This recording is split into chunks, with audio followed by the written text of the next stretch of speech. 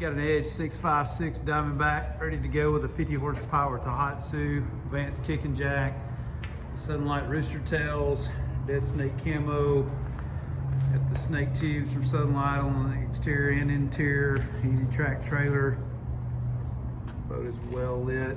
Got the gun box, full rear lid, mid deck with the full lid on the front, switch panel, tackle webs, bags. Got the Gen 3 on the front, nav lights built in. All the boxes